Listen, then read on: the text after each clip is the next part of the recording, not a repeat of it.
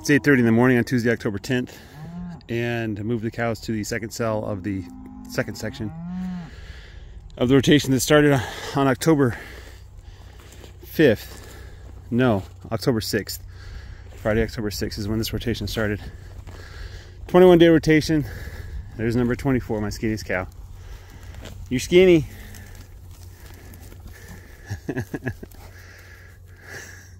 Anyway, yeah, the grass here is pretty good. You can't tell because of the goatweed. There's tons of goatweed, but in between the goatweed, there's grass.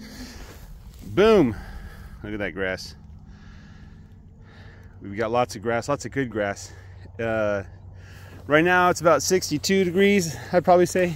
When I woke up and left the house, it's about 60 degrees. That might sound hot, but I'm measuring in Fahrenheit, so I'm not dead. Nice and cool, 60 degrees Fahrenheit. A little bit below room temperature. Not cold enough that I need a jacket. Oh, the sheep, let me show you this. So over there I have a pen. I can put a chute in and use it to process cows and stuff like that, but I don't have a chute yet, and I'm probably not going to get one. But the sheep were over there this morning. Four of them. Everyone but the older ram. Oops, I slipped the camera. And they were over there, so I just opened up a little gate and put some feed down. Said sheep, sheep, sheep, sheep, sheep, and they came in. There was one straggler, but I left through a different gate and kind of came up behind her, so she decided to join the flock. So they are now pinned up, and I'll probably keep them pinned up one way or the other now until the dogs, the puppies, get fully bonded with them. So as soon as the puppies can be weaned, I'll have to check into that, when we can wean puppies off their mama. I think it's just a few weeks, maybe it's a month. But when we get the puppies weaned off, I'll move them in with the sheep. And the sheep will at first be very scared of them, but after a few days the sheep will warm up. And hopefully the puppies will think of the sheep as their mama. And that will be that. And as I said earlier, I think a couple days ago in a video, I see why people spend a lot of money to buy trained sheepdogs. Because I'm warned that even if I were to do a successful pairing of the sheep with the sheep with the dogs, that when the dogs turn into teenage dogs, they like to wrestle a lot, and they're gonna wrestle the sheep, and there's a good chance one of them will die, because sheep do not like to wrestle. I have this bull, as you can see on the other side of the wire, but I'm going to try to do it anyway. You know, I figure life is all about making mistakes while you still can. You know, eventually you stop making mistakes because you get smarter, but there's really only one way to get smarter, is to try things out until you find something that works.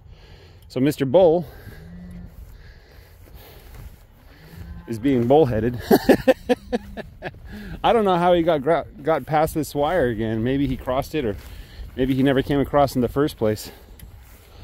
But you can see he's making eyes at the cows. Yeah, he's gonna cross. Oop, I just stepped in something slippery. And it wasn't mud. The dew is amazing this morning. I think it's supposed to get up to 80 degrees today. Barely. There we go. Mr. Bull is in. So it's supposed to get up to 80 degrees today, and I think tomorrow is the last 80 degree day of the year. No, there might be one more in a couple weeks. So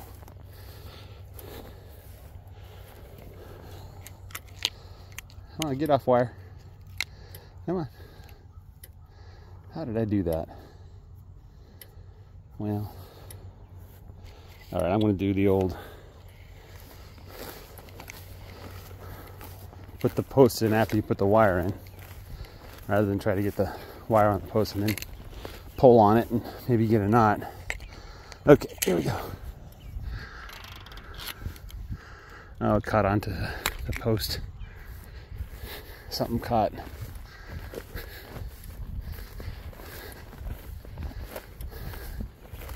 This is what I didn't want to do, is make a knot around the post. But somehow I did. So I made a video a while back about why you don't want to put your electric wire on the steel T-posts. Some of the comments, I replied to the comments. They're useful comments for the most part. Some of the comments said I used the wrong clips. I should have used the offsets. Well, I looked at using the offsets, and the problem with the offsets is the force of that wire applied at a distance like that multiplies the torque. Here, see, we got it on there. Multiplies the torque. What is the bull doing over there? Is he talking to himself? And so the offsets, they tend to fail, I think, more rapidly than the ones that are close to the post. The other problem is I like to hang the reel off the wire, and the offsets can't sustain that weight. That's my neighbor's steer, by the way. You can see those beautiful horns.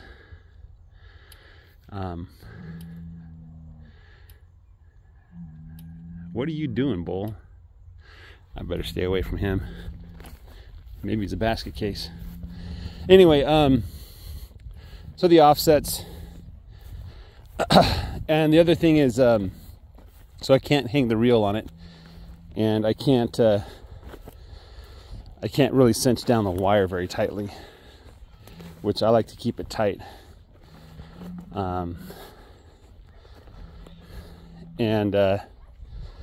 The insulators do fail after a while. They just kind of wear out and they fall apart. Oh, here's something that's interesting. So, the difference between the cloven hooves of the cow and a horse is the hooves of a cow. So there's two, like, toes basically, and when they step into the ground, those toes spread out, and so the effect of the cows walking on the ground is they basically loosen up the soil.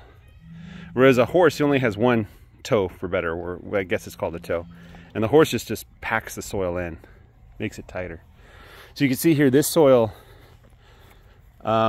is loosened up nice, and if there were seeds in that soil, this would be the ideal state for grazing. Oh my goodness, did they?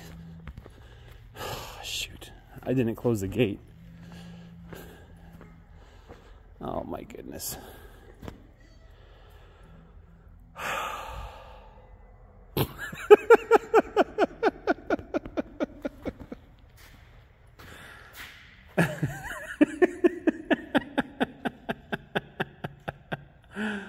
Oh my goodness. I gotta wait till it dries out.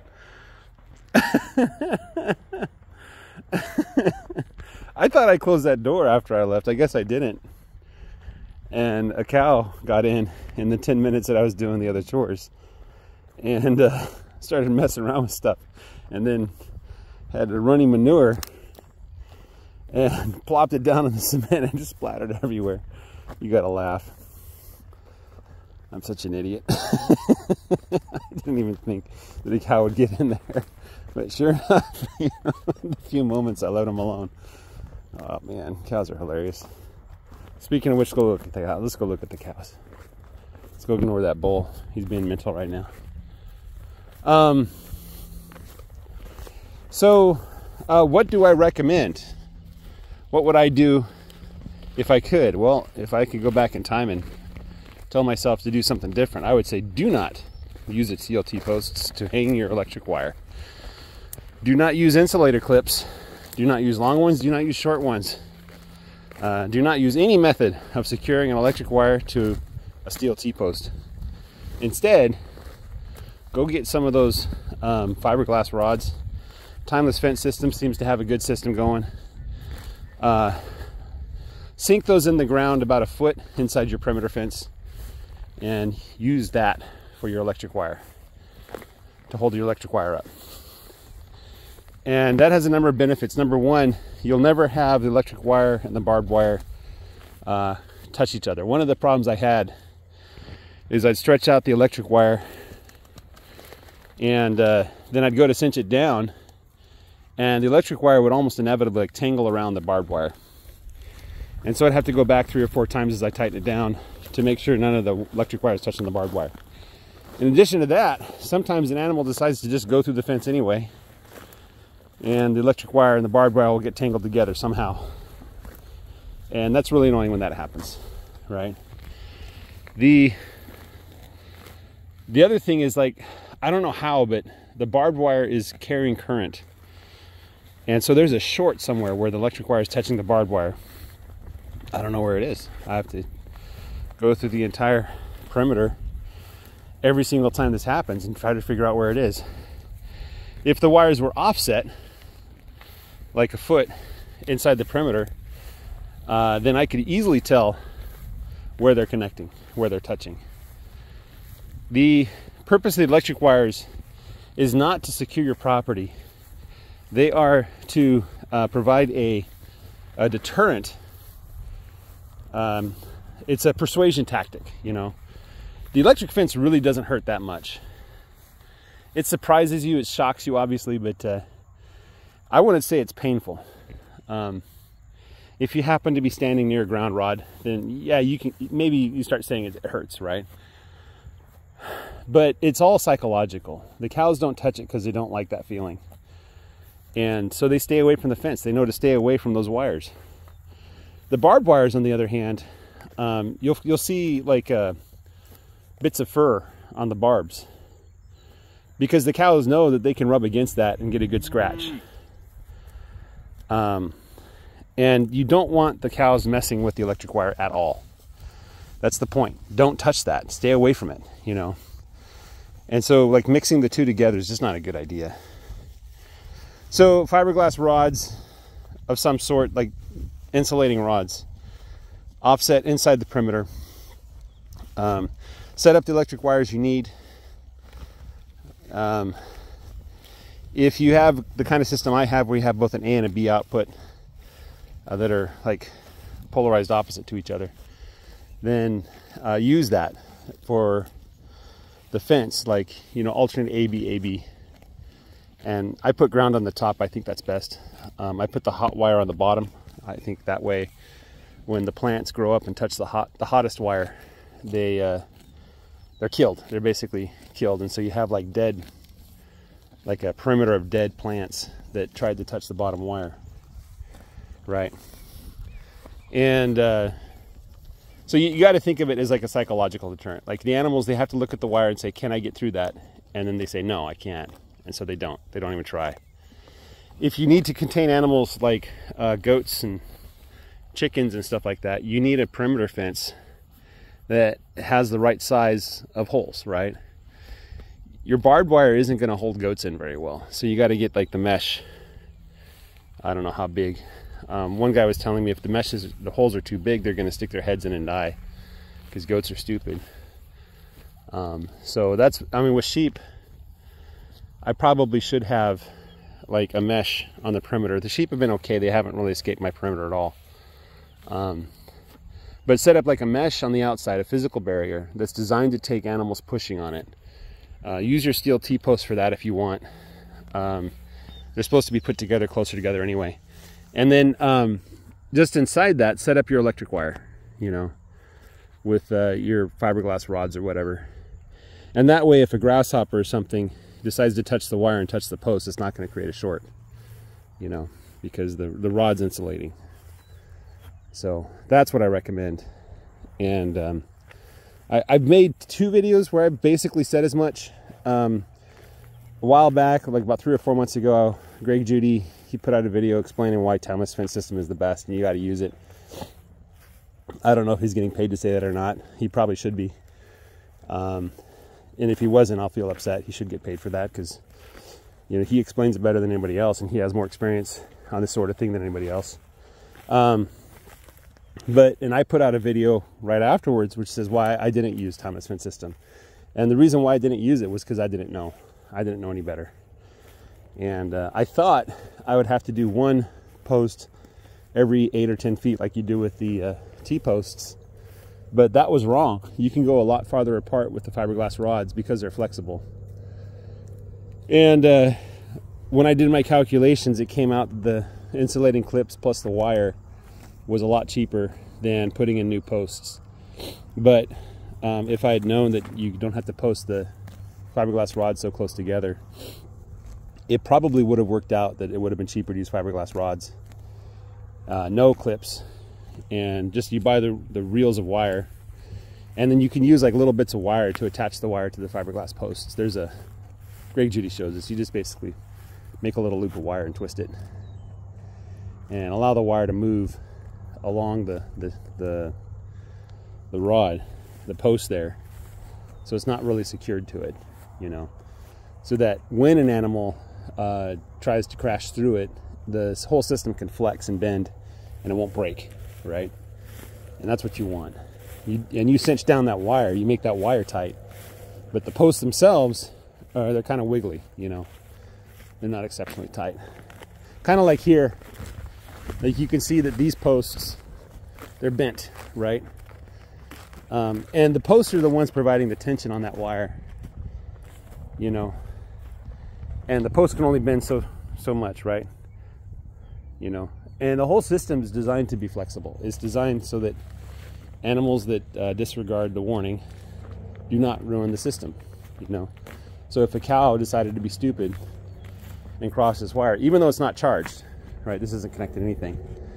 Even though it's not charged, the system won't fail. It'll still be up. The other cows will still be held at bay. Anyway, I'm going to put my side-by-side away and rethink my life decisions. Oh man. So I know what the video title should be, but I can't put that on YouTube and remain a family-friendly channel. You guys have a great day. Take care and bye-bye.